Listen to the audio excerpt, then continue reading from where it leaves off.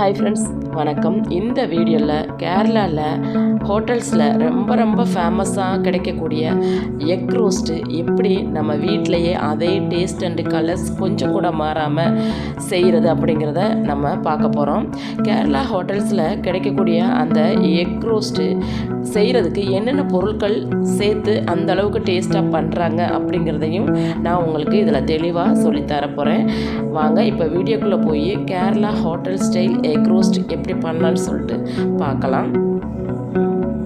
Kerala style egg roast பண்ணுறதுக்கு ஒரு கடாய் அடுப்பில் வச்சு கடாய் நல்லா சூடானதும் 3 டேபிள் ஸ்பூன் அளவுக்கு நம்ம கடலெண்ணெய் சேர்த்துக்கலாம். தேங்காய் எண்ணெய் சேர்த்துக்கிறது கேரளா ஸ்டைல் அப்படியே கொண்டு வரும்.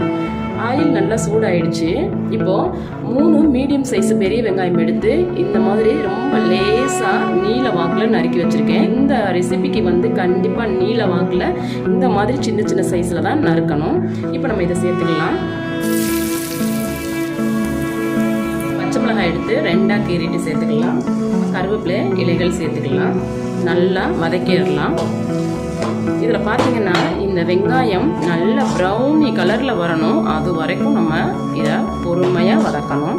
வெங்காயம் சீக்கிரமாக வதங்கிறதுக்கு கொஞ்சமாக உப்பு சேர்த்துக்கலாம். உப்பு கூட ஒரு 1/2 டீஸ்பூன் வெள்ளைச்சக்கரை சேர்த்துக்கிறோம். இதுதாங்க இந்த கேரளா ஸ்டைலு எக் ரோஸ்டினுடைய சீக்ரெட்.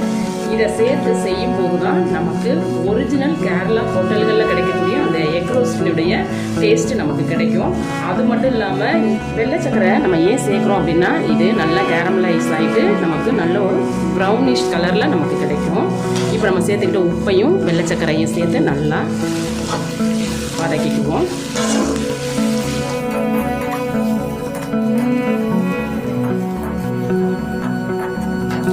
வெங்காயம் பாருங்கள் நல்லா ப்ரௌனி கலரில் வந்துடுச்சு. இது கருகிடக்கூடாது, ஆனால் நல்லா ப்ரௌனிஷாக இருக்கணும். அதுக்கு தான் நம்ம ஒரு நூறு வெள்ளைச்சக்கரை சேர்க்குறோம். இப்போ நமக்கு வெங்காயம் ரெடி ஆகிடுச்சு. இது ரெடி ஆகிறதுக்கு குறைஞ்சது 10 நிமிஷத்துக்கு மேலேயே ஆச்சு. இப்போ 1 டீஸ்பூன் இஞ்சி பூண்டு பேஸ்ட்டு சேர்த்துக்குவோம். இஞ்சி பூண்டு பேஸ்ட்டு பச்சை மணம் போகும் வரைக்கும் வதக்கிக்கலாம். இஞ்சி பூண்டு பேஸ்ட்டு பச்சை மணம் போயிட்டு நல்லா மணம் வந்துருச்சு. இப்போது ஒரு தக்காளி எடுத்து நல்லா நீல வாக்கில் சின்னதாக நறுக்கி வச்சுருக்கேன். இது நல்ல பழமாக இருக்கணும். இதை சேர்த்துக்கலாம். தக்காளி நல்லா குழஞ்சி வரும் வரைக்கும் வதக்கிக்கணும். தக்காளி நல்லா குழஞ்சி வெந்துருச்சு பாருங்கள். இப்போது 1/4 டீஸ்பூன் மஞ்சள் தூள், 2 டீஸ்பூன் அளவுக்கு காஷ்மீரி மிளகாத்தூள் சேர்த்துக்கிறேன். ஏன்னா நார்மல் மிளகாத்தூள் சேர்க்கும்போது அது ரொம்ப காரமாக இருக்கும். இப்போ நம்ம சேர்த்துக்கிட்ட மஞ்சள் தூள், காஷ்மீரி மிளகாத்தூள் இது 2ஐயும் சேர்த்து நல்லா ஆயிலில் வதக்கிடுவோம். காஷ்மீரி மிளகாத்தூளும் மஞ்சளும் ஆயிலில் நல்லா வதங்கிடுச்சு. இப்போது இந்த கேரளா ஹோட்டல் ஸ்டைலு எக் ரோஸ்ட்டுக்கு தேவையான மசாலா நம்ம சேர்த்துக்குவோம். உங்கள்கிட்ட தனித்தனியாக மல்லித்தூள் ஜீரகத்தூள் இருந்துச்சுன்னா சேர்த்துக்குங்க. நான் ஒன்று அரைச்சி வச்சுருக்கிறதுனால மொத்தமாக நான் சேர்த்துக்கிறேன். 1/2 டேபிள் ஸ்பூன் குழம்பு மிளகாத்தூள், 1/4 டீஸ்பூன் கரம் மசாலா, 1/2 டீஸ்பூன் சோம்புத்தூள் இதெல்லாம் சேர்த்து நல்லா வதக்கி விட்டுருவோம். இதில் வெங்காயம் வதக்கிறதுக்கு மட்டும்தான் நமக்கு டைம் எடுக்கும். மற்றபடி 5 நிமிஷத்தில் நம்ம இந்த ரெசிபி ரெடி பண்ணிடலாம். பாருங்கள், நம்ம சேர்த்துக்கிட்ட குழம்பு மிளகாத்தூள், கரம் மசாலா, சோம்புத்தூள் இது 3 நல்லா ஆயிலில் வதங்கிடுச்சு பாருங்கள். இப்போது 2 to 3 டேபிள் ஸ்பூன் அளவு மட்டும் தண்ணி சேர்த்துக்குவோம். தண்ணி சேர்த்து நல்லா இந்த மாதிரி கலந்து விட்டுட்டு எக் ரோஸ்ட்டுக்கு தேவையான உப்பு சேர்த்துக்குவோம். உப்பு நம்ம வெங்காயம் வதக்கும் போதே சேர்த்துருக்கோம். அதனால் இப்போ கொஞ்சமாக சேர்த்துக்கலாம். பின்னாடி நமக்கு தேவைப்பட்டால் சேர்த்துக்கலாம். நம்ம சேர்த்துக்கிட்ட உப்பை நல்லா கலந்து விட்டுருவோம்.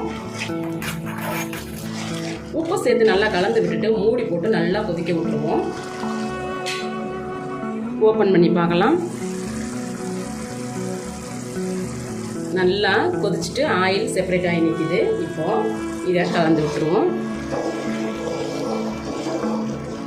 இந்த மாதிரி கலந்து விட்டுட்டு நம்ம ஆல்ரெடி வேக வச்சுருக்க முட்டைகளை சேர்த்துக்குவோம். நான் 5 முட்டை வேக வச்சுருக்கேன். நீங்கள் மஞ்சக்கரு உடஞ்சி போகும் அப்படின்னு ஃபீல் பண்ணிங்கன்னா முழு முட்டையாக அங்கங்கே ஹோல்ட் பண்ணிவிட்டு சேர்த்துக்கலாம். நான் 2 பிரித்து எடுத்து வச்சுருக்கேன். இப்போ இதை ஒன்று ஒன்றா சேர்த்துக்கலாம்.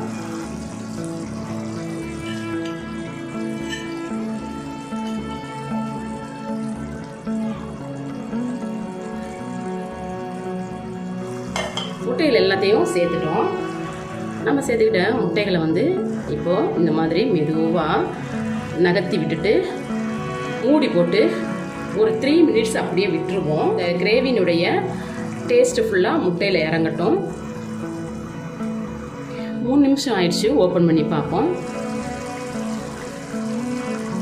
முட்டையை ஃபுல்லாக நம்ம ஒன்ஸ் அப்படியே திருப்பி விட்டுருவோம். இந்த மாதிரி திருப்பி விட்டுட்டு இந்த கிரேவியை லைட்டாக அப்படியே கிளறி விடணும், இல்லைன்னா அடி பிடிக்கும். பாருங்கள், நமக்கு மஞ்சள் கறி எதுவுமே தனியாக பிரிஞ்சு வரலை, எல்லாமே முட்டையிலே தான் இருக்குது. கிளறி விட்டுட்டு 2 நிமிஷம் மட்டும் மூடி போட்டு விடுவோம். 2 நிமிஷத்துக்கு மேலேயே ஆயிடுச்சு. ஓப்பன் பண்ணி பார்க்கலாம். Almost Kerala hotel style egg roast வந்து ரெடி ஆயிடுச்சு. ஃபைனலாக கொஞ்சமாக ஃப்ரெஷ்ஷான கருவேப்பிலை இலைகளை வந்து தூவிக்கிடுவோம். அங்கே கேரளா ஹோட்டல் எக் ரோஸ்ட் வந்து நமக்கு ரெடி ஆயிடுச்சு. இந்த எக் ரோஸ்ட்டு பார்த்திங்கன்னா சாதம், இட்லி, தோசை, சப்பாத்தி, பூரி, இடியப்பம், அது கூட பரோட்டா, இதுக்கெல்லாம் வந்து நல்ல ஒரு சைட் டிஷ்ஷுங்க. நான் பண்ணியிருக்க மாதிரியே நீங்களும் ட்ரை பண்ணி பாருங்கள். உண்மையிலே இந்த Kerala hotel style egg roast ரொம்ப டேஸ்ட்டாக இருக்கும். நான் பண்ணியிருக்க இந்த Kerala hotel style egg roast உங்களுக்கு பிடிச்சிருக்கு அப்படின்னா இந்த வீடியோக்கு ஒரு லைக் கொடுங்க. என்னுடைய சேனலை சப்ஸ்கிரைப் பண்ணுங்கள், கமெண்ட் பண்ணுங்கள், உங்கள் ஃப்ரெண்ட்ஸுக்கும் ஷேர் பண்ணுங்கள். மீண்டும் இது போல் நல்லதொரு வீடியோவில் உங்களை சந்திக்கிறேன். அது வரைக்கும் நன்றி, வணக்கம்.